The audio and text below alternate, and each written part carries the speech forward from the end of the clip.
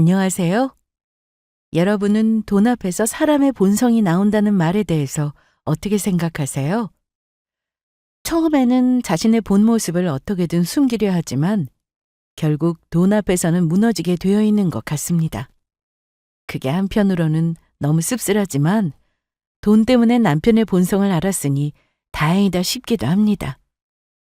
남편은 결혼 전에 열심히 모았던 저의 재산을 자기에게 말하지 않았다고 사기로 몰아가는 것도 모자라 저 몰래 바람까지 피웠던 인물입니다. 사람은 누구나 단점이 있고 완벽하지 않기에 저도 이해하려고 애쓰며 살았습니다. 더 나아지겠지, 이러다 좋아지겠지 하면서 말이죠. 하지만 이 사람과는 미래가 그려지지 않았고 그런 삶은 저에게 있어서 그저 시간 낭비라는 생각만 들어 결혼한 지 얼마 되지 않아 바로 이혼했습니다. 황당하게도 유책 배우자 주제에 먼저 이혼 얘기를 꺼냈지만 이혼을 당한 건 제가 아니라 남편이었습니다. 저희 집은 그렇게 넉넉한 환경은 아니었습니다. 엄마는 몸이 약하셔서 저를 낳고 병원도 많이 다니게 되셨다고 들었는데 자식이라고는 저 하나뿐이라 그랬는지 부모님이 정말 잘 키워주셨습니다. 특히 제가 하고 싶다고 하는 건 거의 다 시켜주셨죠. 제가 공부하기 싫은데 집에서 억지로 시킨 거라면 모를까. 공부 욕심이 많았던 저는 먼저 부모님께 말씀드리곤 했습니다. 어린 시절에는 집안 형편을 잘 알지 못했기에 다니고 싶은 학원이나 배우고 싶은 악기가 있으면 고민하지 않고 해보고 싶다고 말씀드렸습니다. 지금도 가끔 얘기하지만 엄마는 제가 어린 시절 욕심이 많아서 하고 싶어 하는 게 그렇게 많았다고 합니다. 다행인 건 그렇게 해달라고 해서 시켜보면 또 열심히 하고 잘했다고 합니다. 그러니 돈이 아깝지 않아서 시킨 보람도 있었다고 하는데 지금 생각해보면 좀 부끄러워요. 너무 철이 없었구나 싶거든요. 암튼 저는 유학도 다녀왔는데 잠깐이긴 했지만 영어 공부에 도움도 되었고 부모님의 지원 덕분에 좋은 회사도 들어가게 되었습니다.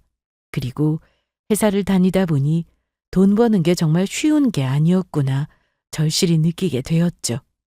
그래서 월급을 받으면 허투루 쓰지 않고 많은 금액을 저축하며 살았습니다. 취업한 지 1년이 되었을 때 아빠가 돌아가셨는데 제대로 된 효도도 못 해드린 것이 너무 속상했습니다. 그래서 아빠 몫까지 엄마에게 더 잘해야겠다 다짐했던 것 같아요. 나오니까 너무 좋다. 거봐, 이렇게 좋아할 거면서 왜 그렇게 안 간다고 했어? 모처럼 휴일인데 너 집에서 쉬라고 그런 거지. 나도 이렇게 여행 오면 그게 힐링이야. 특히 엄마랑. 아빠도 같이 있으면 더 좋았겠다.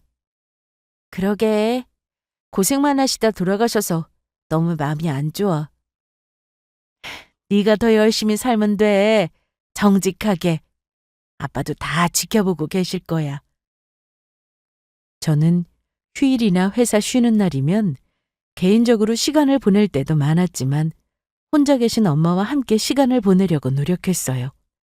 말로는 됐다고 싫다고 하셨지만 막상 저와 둘이 밖에 나오면 그렇게 좋아하셨습니다. 연애엔 별 관심 없던 저는 30이 되어서도 제대로 된 연애를 해본 적이 없었습니다. 누군가를 만날 기회도 없었고 사실 저는 회사를 다니면서도 자격증 공부를 하거나 책을 보거나 하면서 제 인생에 더 집중했던 것 같습니다. 뭔가를 배우고 성취하는 것에서 아주 큰 보람을 느꼈으니까요. 그러다 저도 30대가 되고 보니 주변에서 소개해준다는 사람이 많아졌습니다. 처음에는 거절했지만 엄마도 이제 연애 좀 하라는 잔소리가 늘어갔고 결혼해서 애 낳고 사는 사람들도 많아지다 보니 관심사가 조금씩 바뀌더라고요. 그래서 지인 소개로 남편을 만나게 되었습니다. 저와 나이가 같았고 대화도 잘 통하는 것 같아서 쭉 만남을 이어가게 되었죠. 만난 지 얼마 되지 않았지만 저에게 자주 연락하고 세심하게 챙겨주던 모습이 참 좋았습니다. 저는 연애를 하면서도 제가 평소 하던 루틴을 이어갔는데요. 매일 독서하는 것은 물론 자격증 공부도 잊지 않았고 엄마와의 시간도 꼭 지켰습니다.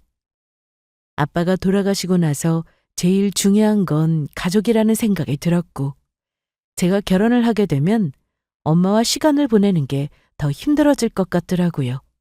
그래서 피곤해서 집에서 뒹굴고 싶은 날에도 엄마와 영화를 보러 가거나 여행을 가거나 하면서 시간을 보냈습니다. 그리고 제가 회사에 입사한 날부터 시작된 저의 큰 목표였던 바로 엄마에게 집 사드리기도 드디어 실현하는 날이 다가왔습니다. 직장 생활을 하며 노력도 많이 했지만 운도 따라주어 제때 승진도 했고 그 덕에 연봉도 많이 올랐습니다. 남들은 혼자 사느라 나가는 월세도 만만치 않다고 했으나 저는 엄마와 함께 살면서 나가는 지출을 많이 줄일 수 있었죠. 친정엄마가 집에 없는 것도 아니었지만 나중에 노후를 생각해서 고민하다가 경기도에 있는 빌라를 사들였습니다. 작은 평수였지만 역세권이라 위치도 좋은 곳이었죠. 그만큼 이만큼 잘 키워준 것에 대해 뭐라도 해드리고 싶은 마음이 커서 사드리게 되었어요. 당연히 엄마는 절대 받을 수 없다고 하셨지만 계속해서 엄마를 설득하면서 계속 받게 되셨습니다. 이걸 어떻게 받아? 왜 못 받아? 나한테 들어간 돈이 그동안 얼만데. 그거야 부모니까 당연히 해주는 거지. 세상에 당연한 게 어디 있어. 그리고 나한테 들어간 돈 때문만은 아니고 그냥 내 마음이 그래. 엄마한테 해드리고 싶어서. 마음 같아서는 서울에 아주 크고 좋은 신축 아파트 사드리고 싶은데 그러지 못해서 미안해. 무슨 소리야. 너도 여기저기 쓸 돈 많았을 텐데 열심히 모은 돈을 엄마한테 다 줘서 어떡하니. 왜 이래? 나 돈 있어. 그러니까 그런 생각하지 말고 엄마도 이제 운동 다니고 친구들 만나서 놀러도 다니고 그래. 엄마는 많이 미안해 하시면서도 좋아하셨는데 그 모습을 보니 열심히 산 보람이 있었습니다. 저는 남편과 2년 반 정도를 만났는데 가끔 저희 엄마와 셋이 만나면 저보다 엄마를 더 챙기는 모습에 고맙기도 했습니다. 저나 엄마나 남편이 참 다정한 사람이라 생각했어요. 저희는 만난 지 3년 차 되었을 때 양가 인사와 상견례 후 결혼을 하게 되었습니다. 그동안 서로 모아놓은 돈이 있었기 때문에 양가에 손 벌리지 않고 결혼식 준비도 알아서 했습니다. 남편도 저처럼 대기업에 다니고 있었는데 남편은 생산직이었어요. 그러다 보니 남편도 어느 정도 모아둔 돈이 있어 서로 합쳐서 서울에 있는 아파트 전세를 구할 수 있었습니다. 둘 다 버는 돈이 적은 편은 아니었기에 살면서 평수를 넓혀가고 내 집 마련을 하는 것도 어려운 일은 아니라 생각했습니다. 그래서 쓸데없이 예식 비용에 너무 큰 돈을 지출하지 말고 그 돈을 아껴서 집을 얻는 데 쓰게 된 것입니다. 연애하면서도 다퉈본 적은 손에 꼽을 정도로 저희는 서로 싸우는 일이 거의 없었습니다. 특히 결혼 후 2달 정도 되었을 때 아버님이 돌아가셨는데 이때 장례를 치르면서 어머님께 더욱 잘해드려야겠다 생각했습니다. 결혼 전 저희 아빠가 돌아가셨을 때 그 슬픔이 얼마나 큰지 잘 알았기 때문이었죠. 그러던 어느 날 남편이 실직하는 일이 생겼습니다. 이때가 결혼한 지 6개월 정도 되었을 때인데 남편이 실직 후 집에만 있으니 싸울 일이 점점 많이 생기더라고요. 준영아, 저기 나 할 말이 있는데 회사 나오게 됐다. 뭐? 그게 무슨 소리야? 그렇게 됐어. 갑자기? 남편은 왜 회사를 나오게 됐는지 말해주지 않았는데 남편과 같은 회사를 다니고 있던 남편 친구로부터 실직 사유를 듣게 되었습니다. 너무 궁금했던 저는 며칠 뒤 남편 친구에게 연락을 해봤습니다. 결혼 전에도 자주 만났었고 여러 가지 일로 서로 연락처도 알고 지냈는데 이런 일로 제가 전화를 하게 될 줄은 몰랐습니다. 안녕하세요. 재수 씨, 오랜만이에요. 네, 잘 계셨죠? 그럼요. 그런데 어쩐 일로? 성훈 씨가 회사 그만뒀다는데 자세한 이유를 말해주지 않아서요. 아, 성훈이가 얘기 안 해요? 남편하고 친한 친구여서 저에게도 자세히 말해주려고 하지 않았는데 제가 계속 물으니 그때서야 말해주었습니다. 남편이 평소 근태가 좋지 않았다고 하더라고요. 이런 경우 회사에서는 근무 태만으로 징계를 내린다고 하는데 그럼에도 개선의 의지가 보이지 않으면 권고사직으로 해고 처리가 된다더군요. 그러니까 남편은 이미 회사에서도 여러 번 경고를 받았다는 건데 아무 노력도 하지 않아 결국 실직하게 된 거였습니다. 본인은 열심히 하는데 회사 사정이 좋지 않아 실직한 거면 이해가 됐을 겁니다. 하지만 근무 태만이라는 사유가 너무 어이가 없었어요. 그렇다고 남편에게 잔소리를 해봤자 서로에게 아무 도움도 안 될 거라 생각이 들었고 이미 실직은 했으니 남편이 어떻게든 다시 훌훌 털고 일어나 이직할 수 있도록 하는 게 더 낫다는 생각이 들었습니다. 그래서 저는 모른 척했고 남편이 자존감도 낮아지고 의기소침해 있는 게 싫어서 기운 내라고 더 잘해줬습니다. 남편도 처음에는 제 말에 고마워했어요. 솔직히 돈이야 저 혼자 벌어도 둘이 먹고 사는데 아무 문제 없습니다. 그래서 당장 돈 걱정보다는 남편이 다시 자신감을 되찾고 이직 준비를 했으면 하는 마음이 컸어요. 저도 이런 상황에서 아내로서 어떻게 해야 하는 게 맞는지 잘 몰라 주변에 물어보기도 하고 책도 찾아보고 했는데 따뜻한 위로가 정말 중요하다고 하더라고요. 괜히 큰일이라도 난 것처럼 행동하게 되면 오히려 상처를 받을 수 있다기에 저는 남편이 집에서 놀고 있어도 그 어떤 잔소리도 하지 않았습니다. 여보, 나 왔어. 일찍 끝났나 보네. 자기랑 저녁 같이 먹으려고 일찍 왔지? 아, 그래? 그런데 나 배고파서 좀 전에 라면 끓여 먹었는데? 잘했어. 그럼 자기는 혼자 먹어야 되잖아. 뭐 어때? 그런데 라면 가지고 돼? 내가 뭐 더 해줄까? 아니, 별로 생각은 없는데? 자기는 뭐 먹게? 나 파스타 만들려고 장 봐왔거든. 그럼 나도 조금 먹어볼까? 그래서 저는 옷을 갈아입고 맛있게 파스타를 만들었고 남편과 같이 TV를 보면서 먹었습니다. 아, 저거 보기 싫다. 다른 거 틀어봐. 왜? 나와서 돈 자랑하는 거 뭐 재미있다고 보냐? 저 사람 자수성가해서 방송에 나온 것 같은데? 아, 리모컨 줘봐. 뭐 이런 걸 보고 있어. 예전 같았으면 TV에 성공한 사람들이 나와서 그동안 고생했던 이야기를 하고 있는 모습을 보면 대단하다고 멋지다고 했을 사람인데 실직을 해서 그런 건지 원래 이런 사람인지 저도 헷갈리기 시작했습니다. 입만 열면 부정적인 말을 했으니까요. 실직한 지 2달 정도 지난 후 남편도 더는 이래서는 안 되겠다고 생각했는지 여기저기 이직 준비를 하기 시작했고 그러다 드디어 한 회사에 들어가게 되었습니다. 지원한 회사 중 그나마 괜찮은 곳이 있었지만 대기업도 아니었고 그동안 받았던 연봉과는 거리가 멀어서인지 남편은 그 회사에 별로 마음이 없는 것 같이 보였습니다. 회사 생활이 어떤지 물으면 바로 불만부터 터져나왔고 다니기 싫다는 말도 자주 했습니다. 이해는 됐습니다. 전보다 더 나은 조건으로 이직한 게 아니었으니 불만이 없는 게 더 이상했죠. 어떤 이유로 회사에서 실직을 했든 간에 현재 제일 힘들 사람은 남편이라 생각해서 저는 더 신경 써주고 잘해주려고 애썼습니다. 저는 어머님과도 좋은 관계를 유지하며 지냈습니다. 어머님은 아파트 전세로 살고 계셨는데 남편이 취업을 하면서 혼자 집을 얻어 따로 지냈다고 하더라고요.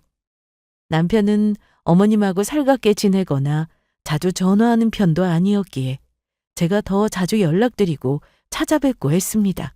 그런데 남편이 연애 때와는 좀 다른 모습을 보이기 시작했습니다. 처음에는 회사 때문에 스트레스 받아서 예민해서 그런가 보다 하고 넘기려 했죠. 하지만 정도가 너무 심해졌어요. 살림에 필요한 물건을 하나 사더라도 저는 남편과 얘기해서 사는 편이었는데 남편이 회사 문제로 신경을 많이 쓰는 것 같아 혼자 물건을 산 적이 있었습니다. 준영아, 이거 뭐야? 못 보던 건데? 아, 그거 며칠 전에 샀어. 처음에 싼 거 샀더니 금방 망가져서 이번엔 좀 좋은 걸로 샀지. 야, 너는 나랑 상의도 없이 사냐?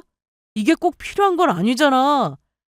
아니, 그걸 처음에 산 건 자기였잖아. 너무 편하다고 해놓고 당장 환불해. 아, 이미 개봉해서 안 돼. 와, 너 돈 좀 번다고 이것저것 막 사는구나. 저거 얼마 안 해. 지금 가격이 중요해? 이때 저는 좀 짜증이 났습니다. 고가의 물건을 제 마음대로 산 거라면 남편이 저렇게 화내는 것을 이해할 수 있습니다. 그런데 제가 산 건 전동 그라인더였어요. 소금이나 후추 등을 자동으로 갈아주는 제품이었죠. 처음에 해외 직구로 싼 제품을 골라 남편이 주문해서 썼던 건데 금방 망가져서 작동이 안 되길래 제가 새로 주문한 거였죠. 그런데 그걸 가지고 트집을 잡고 마음대로 샀네 마네 하더라고요. 말 안 하고 산 것만 가지고 뭐라 하면 알았다고 할 수 있었는데 갑자기 얼마 버는지 그 얘기가 왜 나오나요? 전보다 벌이가 줄어서 남편이 괜히 심술 부리는 것처럼 보였습니다. 저는 남편을 알기도 전에 옷이나 액세서리 같이 치장하는 것에는 별 관심이 없어서 쇼핑도 별로 좋아하지 않았습니다. 그러다 보니 꼭 필요한 물건이 있으면 그것만 사는 편이었죠. 남편도 그걸 잘 알아서 연애할 때 검소해서 좋다는 말을 했던 사람이었어요. 쇼핑한다고 쇼핑몰에 몇 시간씩 있어야 하는 일도 없으니 좋아했고요. 결혼 후에도 저는 여전히 필요한 물건이 아니면 사는 일은 없었습니다. 그런데 문 앞에 택배가 와 있으면 그걸 가지고 또 뭘 샀냐고 했고 돈이 그렇게나 많냐고 하면서 결국엔 제 월급하고 연관지어 얘기를 했습니다. 제가 무슨 말만 하면 무시한다고 하고 본인도 그러면 안 되는 걸 알면서도 일부러 반대로 하는 것 같았어요. 한 번은 식사 후 설거지로 다퉜는데 남편은 결혼하고 나서 집안일에 적극적인 사람이었습니다.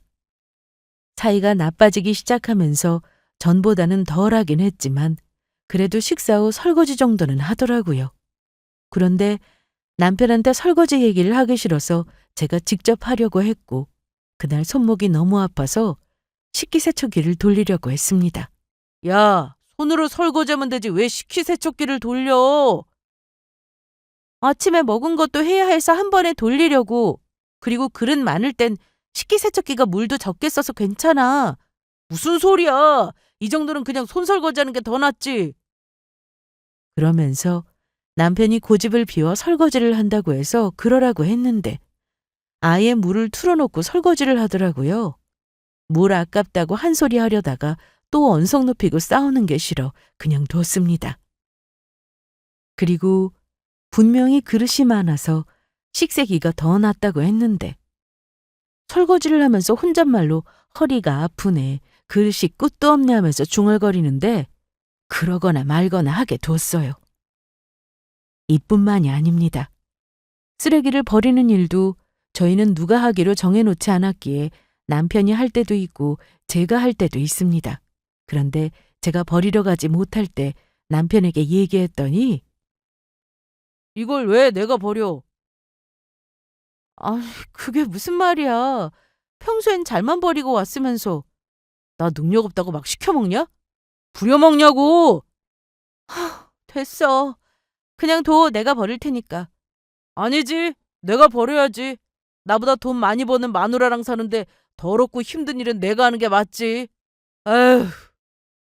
그러다 보니 평소에는 싸울 일도 아니었던 일들로 남편과 저는 자주 다투게 되었습니다. 제가 친정엄마와 자주 연락하는 것으로도 남편은 불만이 많았습니다. 엄마, 알았어. 고마워. 잘 먹을게. 또 통화해. 장모님이셔? 뭘 잘 먹어? 아, 엄마가 반찬 좀 택배로 챙겨보냈다고 하셔서 잘 먹겠다고 한 거야. 그런데 자기는 장모님하고 하루에도 여러 번 통화하는 것 같다. 퇴근하고 처가에 들렸다 오는 날도 많지 않아? 통화야 자주 하면 좋지 뭘. 그리고 친정 가는 것도 요즘은 바빠서 전처럼 자주 못 가. 우리 엄마한테나 그렇게 좀 해봐라. 저는 친정엄마한테 하는 것 못지않게 어머니께도 자주 연락드리며 지냈습니다. 엄마가 아빠와 사별하신 지는 좀 됐지만 어머님은 혼자 되신 지 얼마 되지 않으셨으니 더 신경이 쓰였거든요. 그런데 남편은 실직과 이직 이후 전보다 밖에서 보내는 시간이 많아지면서 제가 시댁도 잘 챙기고 있다는 걸 잘 모르고 있었습니다. 그래서 그동안 어머님하고도 자주 연락하고 지낸다고 했는데 그랬더니 말투가 좀 바뀌더라고요. 어머님하고도 자주 통화하고 있어. 자기 바쁠 때 어머님하고 만나서 밥도 먹고 그런다고. 아, 그래? 그건 잘했네. 자기도 어머님께 자주 전화드려.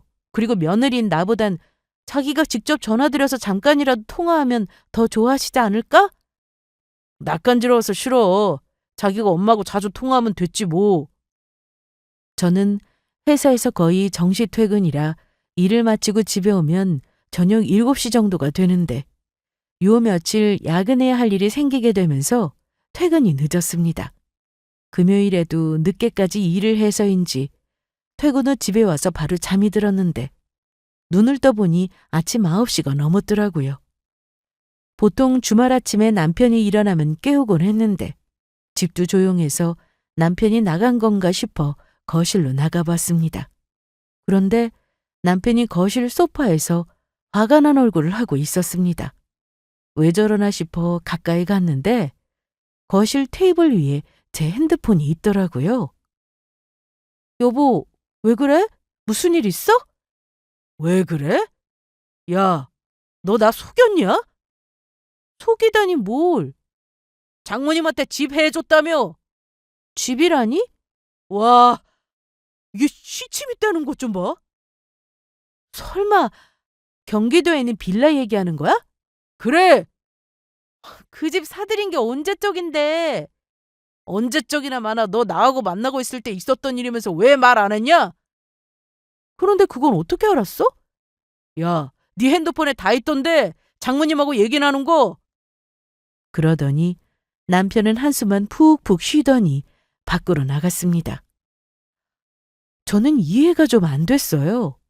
제가 결혼하고 나서 엄마한테 집을 사들인 것도 아니었고 결혼 전의 일이었으니까요. 거기다 남편에게 말해야 할 이유도 몰랐습니다. 남편은 이날 밤 11시가 넘어서야 들어왔는데 술에 잔뜩 취한 채 평소에 안 하던 술주정까지 했습니다. 아니, 무슨 술을 이렇게 많이 마셨어? 이거나! 야, 네가 그렇게 잘났냐? 너네 엄마랑 우리 엄마랑 왜 다르게 대하냐? 어? 왜 그래 또? 너 분명 우리 엄마한테도 잘한다고 하지 않았냐? 말뿐이었냐? 남편은 제가 무슨 말을 해도 듣지 않았고 혼자 하고 싶을 말만 하다가 뻗어버렸습니다. 남편을 많이 사랑했고 그래서 결혼했기 때문에 잘 살고 싶어서 노력했습니다. 그런데 남편은 점점 정도가 심해졌고 저도 지쳐갔죠. 거기다 남편에게 다른 여자가 있는 건가 하는 의심까지 하게 되었습니다. 남편은 퇴근 시간이 점점 늦어졌는데 일주일에 3일 이상은 술에 취한 채 들어오곤 했습니다. 술을 같이 마신 친구가 집까지 데려다 주기도 했고 대리기사가 데려다 준 적도 있었습니다. 평소 술에 약한 편이었던 남편은 이기지도 못할 술을 거의 매일 마셨는데 이러다 몸이 상할까 걱정도 되었고 연애 때와는 너무 다른 모습에 점점 실망도 커져갔습니다. 그런데 이날 남편이 이상한 얘기를 했습니다. 방에 가서 자. 혜정아, 내가 요즘 집에 안 들어가는 이유가 뭔 줄 알아? 뭐라고? 아, 내가 그때 너랑 결혼하는 건데. 너무 술에 취해서 주정을 하는 거라고 생각했는데 가만히 들어보니 그냥 주정은 아닌 것 같았습니다. 희정이라는 이름을 되게 다정하게 불렀고 느낌이 이상했어요. 헤어지기 싫다는 말까지 하는 거 보니 이건 술주정이 아니다 싶었죠. 남편은 혼자 저런 말을 하고는 바로 잠이 들었는데 느낌이 이상했던 저는 남편의 폰을 열어봤습니다. 그런데 남편이 술에 취해서 말한 이름이 톡에 그대로 있더라고요. 설마 아니겠지. 그냥 지인이거나 회사 사람이겠지 하고 내용을 확인해 봤는데 남편의 첫사랑이었습니다. 대체 언제부터 서로 연락하고 지낸 건가 했는데 결혼 전에 여자 쪽에서 먼저 연락을 해왔다는 것을 확인했습니다. 남편은 그 연락을 무시하지 않고 계속 받아주었고 저와 결혼하고 나서 얼마 되지 않아 만나기도 했더라고요. 너무 기가 막혔습니다. 저한테 예민한 모습을 보여줬던 건 회사 때문에 힘들어서 그런가 보다 하고 이해하려 노력했습니다. 그런데 바람은 아니죠. 이건 이해할 수 있는 문제가 아니었습니다. 혼자 밖에 나가서 다른 여자 만나러 다니고 집에 와서는 온갖 트집을 잡아 저를 힘들게 했던 남편을 용서할 수 없었습니다. 저는 당장이라도 남편에게 바람 폈냐고 따지고는 이혼하자고 말하고 싶었지만 자기 할 말만 하고 듣지 않는 남편에게 증거를 들이밀어야겠다고 생각했습니다. 그래서 아무 말도 못하게 만들어주고 싶었어요. 거기다 결혼까지 앞둔 사람에게 계속해서 연락한 그 여자도 절대 가만두고 싶지 않았습니다. 제정신으로 보이지 않았으니까요. 저는 그날 이후로 아무것도 모른 척하며 증거를 모으기 시작했습니다. 남편이 자면 핸드폰을 매일 열어보았고 차 블랙박스도 매일같이 확인했어요. 처음 증거를 모으려고 하니 쉽지 않았습니다. 핸드폰에 서로 주고받은 내용이 있긴 했지만 결정적으로 사진이나 영상 이런 게 없으니 답답했죠. 블랙박스를 매일같이 열어봐도 영상은 없었어요. 하지만 끈질기게 하루도 빠짐없이 남편이 집에 들어오고 나면 차에 가서 확인했는데 꼬리가 길면 밟힌다고 남편과 그 여자의 모습과 통화하는 음성까지 모두 확인할 수 있었습니다. 제가 이렇게 증거를 모으고 있을 때 남편은 여전히 집에 와서 저를 힘들게 했습니다. 하지만 표정 관리를 하며 아무것도 모른 척을 할 수밖에 없었어요. 소송 준비가 잘 될 때까지 남편은 이 사실을 몰라야 했으니까요. 그런데 남편이 너무 기가 막히게도 먼저 이혼 얘기를 꺼냈습니다. 말도 안 되는 이유를 대면서 말이죠. 야, 이 사기꾼! 뭐? 너 사기꾼이잖아. 나 몰래 장모님한테 집 사드리고 나한테 말 한마디 안 하고. 결혼 전에 있었던 일을 왜 자꾸 얘기하는 거야? 내가 모은 돈으로 엄마 집 사드린 게 대체 무슨 문제가 되는데? 이건 사기 결혼이야. 사기 결혼! 내 힘으로 내가 벌어서 사드린 거다. 그만해? 나한텐 미리 말해야 하는 거 아니야? 그걸 왜 너랑 상의해야 하는데? 거기에 당신 돈 들어갔어? 돈이 들어가고 안 들어가고 그게 무슨 문제냐? 우리가 만나고 있는 중이었어. 내가 당신 소개받고 이제 막 만나기 시작할 때 있었던 일인데 내가 우리 집 얘기를 말하는 게 맞다고? 당연하지. 난 그때 이미 너랑 결혼할 생각이었어. 넌 자꾸 우리가 만난 지 얼마 안 됐다고만 하는데 사귄 지 하루가 됐든 1년이 됐든 만나고 있던 게 팩트잖아. 네가 나한테 말 안 하고 결혼한 거니까 넌 나한테 사기친 거야. 그거 알아? 헛소리하지 마. 내가 너 사기죄로 고소할 거야. 그리고 난 너 같은 사기꾼하고 못 사니까 우리 이혼해. 재산 분할할 때 네 엄마한테 사준 집까지 포함인 거 잊지 말고. 이혼을 해도 제가 먼저 하자고 해야지. 이건 말도 되지 않았습니다. 저는 남편의 외도로 변호사 사무실을 찾아 계속 상담을 하고 있었는데 남편의 말대로 제가 엄마한테 사드린 집이 문제가 되는지 직접 확인했습니다. 그런데 아무 문제가 되지 않는다는 답변을 받았습니다. 남편은 자기를 속였으니 그 사실만으로 이미 사기라고 했는데 제가 제 돈으로 친정엄마의 집을 사들인 것이 남편에게 어떠한 손해를 끼치거나 피해를 보게 한 사실이 없기에 사기라고 볼 수 없다고 하더라고요. 제가 결혼 후 남편 몰래 돈을 빼돌려서 집을 사들였다면 말이 달라지겠지만 그것도 아니었으니 재산 분할에 친정엄마 집은 아무 상관도 없다고 했습니다. 특히 저희는 결혼한 지 오래되지도 않았기에 서로 나눌 재산도 없었습니다.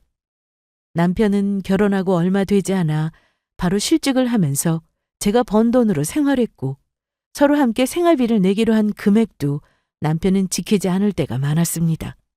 이미 그렇게 알고는 있었지만 한 번 더 확실하게 변호사를 통해 남편의 말이 헛소리라는 걸 확인하고 나니 소송으로 두 사람을 가만두지 않을 일만 남았다 생각했습니다.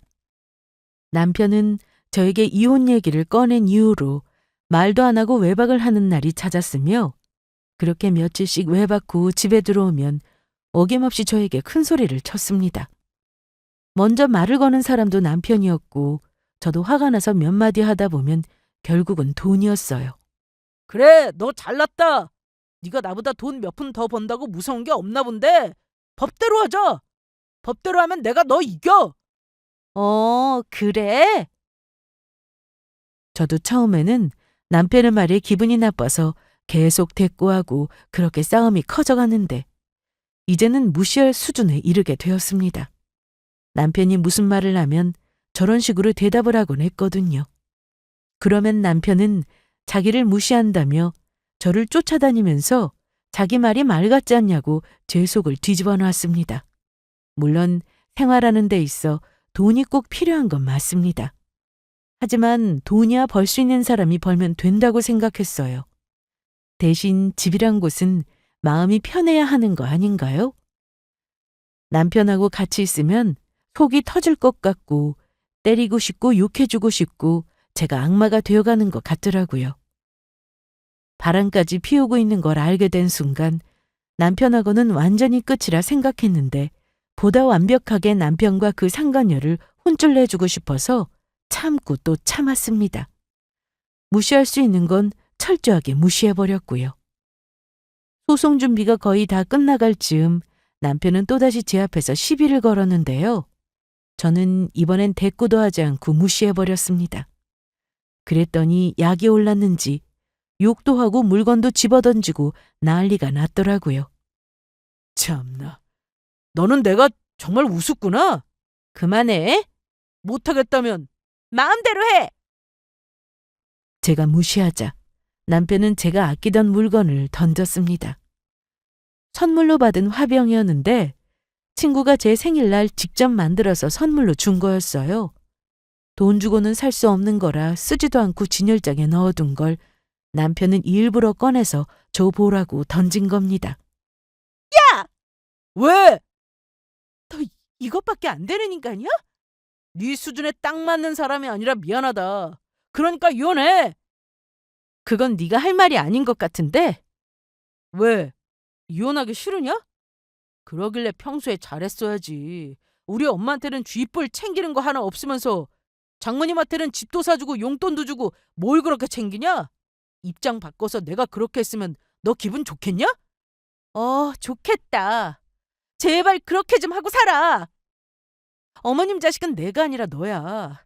아들이라고 하나 있는데 전화도 안 해, 찾아가지도 않아. 그런데 나보고 자기 엄마 챙기라고? 웃긴다 진짜. 효도를 하고 싶으면 직접 해. 내가 하기를 바라지 말고. 그리고 용돈은 너 몰래 따로 드린 적 없고 드리면 어머님도 똑같이 드렸어. 참나. 그걸 내가 어떻게 하냐? 그리고 내가 언제 내 효도까지 해달라고 했어? 며느리로서 할 도리를 하라는 거잖아. 왜 니네 엄마한테만 집을 사주냐고 왜? 말이 통하지 않는 남편을 보며 너무 기가 막혔지만 꾹 참으며 당당하게 남편 앞에서 어머님께 전화를 걸었습니다. 그리고 스피커폰으로 통화했죠. 누구한테 전화하냐? 아, 너네 엄마? 왜? 이르기라도 하려고? 아이고 무서워라. 일러라 일러. 누가 무서워할 줄 알고? 여보세요. 지영아, 이 시간에 어쩐 일이야? 아직 안 잤어? 네, 어머님. 드릴 말씀이 있어서 전화드렸어요. 아, 뭐야? 너 지금 우리 엄마한테 전화한 거야? 빨리 안 끊어? 이게 지금 무슨 소리야? 방금 우리 성훈이가 뭐라고 한 거야? 어머님, 어쩌죠? 어머님 집 사드리려고 했는데 어머님 아들이 이혼하자고 하네요? 뭐? 뭐래? 이혼? 그때 남편이 제 핸드폰을 뺏어서는 그냥 끊어버렸습니다. 야, 이게 무슨 짓이야? 왜 우리 엄마한테 전화를 해? 어머님도 아셔야지. 네가 나한테 이혼하자고 한 거. 이유까지 말씀드리려고 했는데 왜 끊어? 집 얘기는 뭐야? 어? 빨리 말 안 해? 네가 둘은 그대로야. 어머님께 집 사드리려고 했어. 전세보다는 작은 집이라도 내 집에서 사는 게 마음 편하니까. 어머님 더 나이 드시기 전에 집 사드리려고 했다고. 이게 어디서 수작이야? 수작? 너 그 말 진짜야? 내가 너한테 거짓말한 적 있었니? 네가 그렇게 산다고 나까지 그런 줄 아나 본데. 야, 너 말 똑바로 안 해? 내가 시간 날 때마다 부동산 가서 시댁 길 건너에 재개발 언제 되는지, 무슨 아파트 들어오는지 물어보고 다녔어. 거기 부동산 가서 확인해봐. 어머님하고도 몇 번 갔으니까. 그리고 이 상황에 집 사준다는 거 정말이냐는 말이 나오냐? 어? 바람 피워놓고 무슨 집을 바래. 너는 유책 배우자라 이혼 청구 못해. 그 정도 상식도 없냐? 제가 바람 얘기를 하니까 남편은 놀란 얼굴을 하고는 저를 쳐다봤는데 이내 이런 말을 했습니다. 너 혹시 내 폰 뒤졌냐? 어? 뒤졌다. 뭐라고? 이게 진짜 핸드폰 뒤진 건 네가 먼저야. 네가 내 폰 뒤져서 엄마랑 주고받은 문자 내역 다 봤잖아. 그건 그냥 한 번 본 거지. 부부끼리 그 정도도 못 보냐? 너 말 잘했다. 나도 부부니까 그냥 한 번 본 거야. 그런데 네 핸드폰에 그런 게 있을 줄 누가 알았겠어? 그거 보고 나 정신적으로 충격받았는데 정신적 피해보상 청구도 할 거니까 그렇게 알고 있어. 그리고 남편에게 변호사한테 들은 얘기도 전부 다 해주었습니다. 그리고 너 우리 엄마 집 가지고 계속 얘기하는데 그 헛소리 이제 제발 그만해.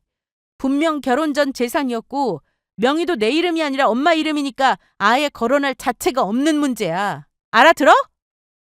그 집 사는데 네가 1원 하나 보탠 거 있어? 어디서 들은 건 있어가지고 재산 분할 운운하는데 웃기지 마. 그러자 남편은 제 말을 가만히 다 듣고는 그대로 집을 나가버렸습니다. 혹시나 또 술을 마시고 들어오려나 싶었지만 아예 들어오지 않았습니다. 다음 날 저는 평소대로 출근을 했고 이 일로 일에 집중하기 너무 힘들었습니다. 입맛도 없어서 점심을 굶으려고 혼자 자리에 앉아 있었는데 어머님한테 전화가 왔습니다. 나다. 네, 어머님. 나 지금 너네 회사 앞이다. 네? 못 들었어? 회사 앞이라고. 그렇게 저는 어머님을 만나러 회사 앞으로 나갔고 같이 밥이나 먹자고 하시길래 근처 식당으로 갔습니다. 어제는 그게 무슨 일이야? 이혼이라니? 어제 들으신 그대로입니다. 성훈 씨가 먼저 이혼 얘기 꺼냈어요. 이유가 뭐냐고? 그래서 저는 그동안 있었던 일을 다 얘기했습니다. 결혼하고 어머님하고는 아무 문제 없었고 좋은 관계를 유지하고 있었다고 생각했는데 제 착각이었나 봅니다. 어머님은 제 얘기를 들으시고는 남편과 똑같이 말씀하셨어요. 아니, 정말 결혼 전에 사돈한테 집을 사드렸다고? 네, 너 어쩜 그럴 수 있냐? 사돈이 집이 없는 것도 아니고? 어머님, 그때는 제가 성훈 씨 소개받은 지 얼마 되지 않았을 시기였어요. 어머님하고 인사조차 하지 않았을 때라고요. 그래, 그건 나도 알겠는데 왜 우리 아들한테는 말 안 했어? 어? 너무 답답했어요. 왜 결혼 전에 있었던 일을 가지고 이러는지 이해가 되질 않았죠. 그래서 바람을 피웠다는 얘기까지 했는데 어머님은 의외의 반응을 보이셨습니다. 그게 왜? 뭐가 어때서? 어머님, 너도 우리 아들 속였는데 성훈이는 뭐 그럼 안 되냐? 전혀 다른 문제잖아요. 다르긴 뭐가 달라? 우리 아들 대기업 다닐 때는 좋았고 취직하고 나니 달라 보이든 우리 아들이 오죽했으면 바람을 피웠겠냐고. 원래 남자들이 다 그래. 집에서 무시당하고 인정 못 받는 것 같다고 느끼면 다른 여자한테 눈길 돌리게 되어 있다고. 그래서 여자 역할이 중요한 거야. 성은이 바람 피운 건 너한테도 책임이 있다.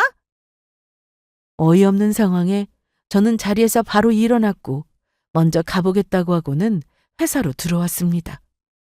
어머님이나 남편이나 정말 똑같았어요.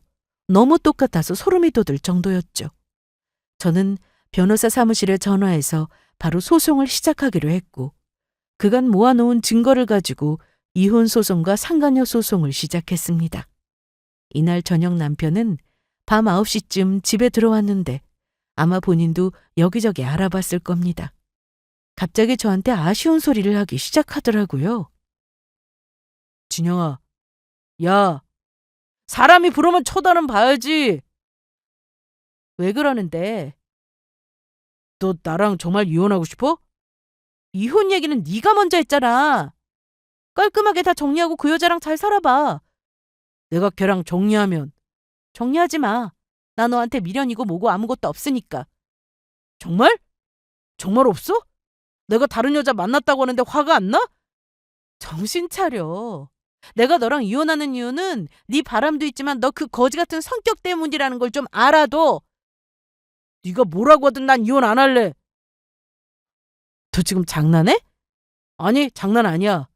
생각해보니까 내가 바람 피운 거 잘못했어. 그런데 사람이 살면서 실수 안 하고 살 수 있어? 그리고 네가 나 무시만 안 했어도 내가 다른 여자 만났겠냐? 그러니까 내가 널 무시했기 때문에 바람을 피운 거다? 그거야?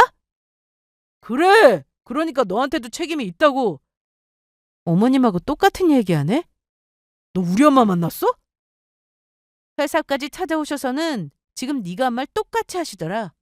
그리고 이혼을 안 하고 싶다고 해서 안 하는 게 아니야. 넌 이혼 당할 짓을 했고 이혼 당해도 싸. 일주일 뒤 남편은 더 난리가 났습니다. 처음에는 배째라는 식으로 해볼 테면 해보라고 했지만 상간녀에게 소장에 도착하고 난 뒤 서로 연락을 했는지 이제는 저한테 제발 멈춰달라고 빌기까지 하더라고요. 이혼은 내 입에서 나온 거니까 내가 없던 걸로 하자고 하면 되는 거지? 아니? 네가 그동안 한 짓을 생각해봐. 야, 바람은 너 때문에도 있다고 분명히 말했잖아. 헛소리 하지 마. 나랑 사이 나빠지고 나서 바람 피웠다고 주장하려나 본데 너랑 그 여자랑 연락하기 시작했을 때는 결혼식 앞두기 열흘 전이었어. 아니라고 말할 수 있어? 아니, 그게 내가 먼저 연락한 거 아니야. 내가 결혼하는 소식은 어디서 들었는지 갑자기 연락이 와서는 만나자고 하길래 싫다고 했어. 진짜야. 진짜든 아니든 상관없어. 난 너랑 이혼하고 싶으니까. 사람 말을 좀 끝까지 들어봐. 걔가 연락해서 나도 몇 번 답해준 건 맞아. 사실인데 만나자고 해도 안 만났어 난. 정말이야. 그리고 너랑 결혼했고. 하지만 너도 보고 싶다고 했잖아. 그리고 만났으니 바람을 피운 거고. 첫사랑이라고 저장되어 있던데 나랑 갈라서고 첫사랑하고 다시 잘해봐. 그러자 남편은 무릎까지 꿇으며 미안하다고 했습니다. 하지만 저는 그대로 소송을 계속 진행했습니다. 그동안 증거를 찾느라 남편이 저한테 함부로 할 때마다 똑같이 해줄까 싶은 마음을 억누르는 게 너무 힘들었는데 그러길 너무 잘했다 싶었습니다. 힘들게 모은 증거 덕분에 남편이 아무 말도 못하고 있으니 쌤통이다 싶었어요. 법대로 하자며 큰소리치던 남편은 혼인 파탄의 사유가 인정되어 정신적 피해에 따른 위자료를 저에게 주게 되었는데요. 상간녀 소송에서도 원하는 대로 판결문이 나왔고 위자료까지 받게 되었습니다. 처음엔 제가 이혼해주면 둘이 잘 사는 거 아닌가 싶었는데 정말 쓸데없는 걱정이었어요.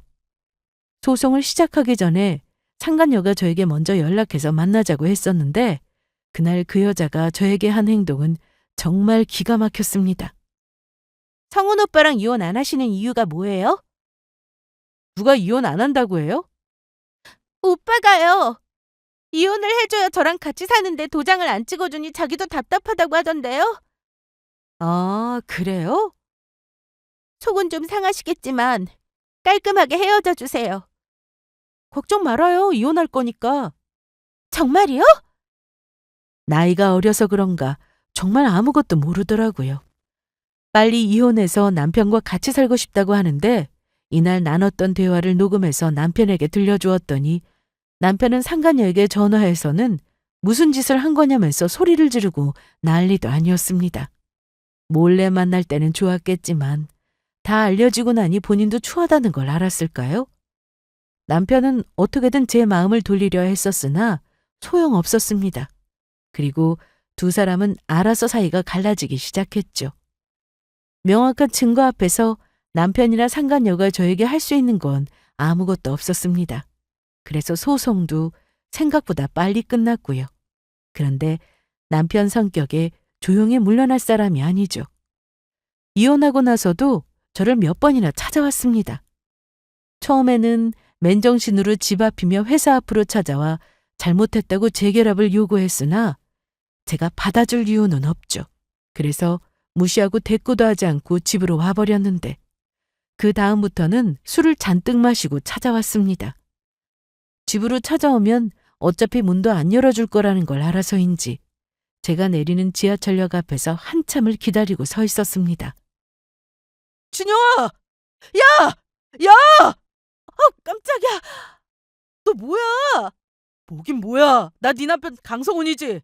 아, 이제는 전 남편인가? 취했니? 돌아가. 너랑 할 말 없으니까. 나 안 취했어. 아주 멀쩡하다고. 그래서 하는 말인데 우리 연애 때 생각나네. 저기! 우리 저기서 밥 먹었던 거 기억나? 그러고 보니 이 동네에서 정말 많이 만났다. 그치? 저는 무슨 말을 하든 무시하고 계속 걸어갔는데 비틀대며 저를 쫓아오니 너무 짜증이 났습니다. 야! 가라고. 내가 갈 곳이 없어. 내가 있을 곳은 네 옆이잖아. 아니야? 그런데 나 하나만 묻자. 너 그때 그 말 정말이었냐? 무슨 말? 우리 엄마 집 사주려고 했다는 그 말. 지금 그게 이 상황에 중요해? 중요하니까 빨리 말해봐. 그래, 정말이었어. 됐니? 그럼 진작에 말해줬으면 좋았잖아. 그걸 미리 말했더라면 뭐가 달라졌을까? 당연하지. 우린 지금쯤 여전히 행복하게 잘 살고 있었을 거라고. 아니지. 넌 여전히 바람 피우고 있었을 텐데. 좋게 말할 때 꺼져. 다시는 찾아오지 말고. 싫어. 난 너 쫓아갈 거야. 어디 마음대로 해봐. 내일도 오고 모레도 올 거야. 저는 자리에 멈춰서서 바로 경찰에 신고했습니다. 술에 취해 경찰을 부른 것도 몰랐던 전 남편은 몇 분 뒤 경찰차가 도착하자 도망가려 했지만 붙잡혔고 저는 접근 금지 신청도 해버렸습니다. 굳이 저를 찾아와서 그 집 얘기를 또 꺼내니 아주 진절머리가 나더라고요. 거기다 매일 찾아올 거라는 소름 돋는 말까지 하니 경찰의 도움을 받을 수밖에 없었습니다. 그날 이후 전 남편은 회사나 집으로 찾아오는 일은 없었습니다. 저는 엄마와 전보다 더 함께 있는 시간이 많아졌고 회사 일에 집중도 잘 되어 곧 승진도 앞두고 있습니다. 결혼한 지 얼마 되지 않아 이혼한 거라 주변의 시선이 두렵기도 했지만 후회는 없습니다. 혹을 떼버린 기분이었으니까요. 그리고 생각보다 남들은 다른 사람에게 관심이 없다는 것도 알게 되었죠. 저는 여전히 책을 많이 보고 자격증 공부도 하고 그렇게 지내고 있어요. 흘러가는 시간이 아깝지 않게 열심히 살고 있으니 많이 응원해 주시고 저의 사연은 여기서 마치도록 하겠습니다.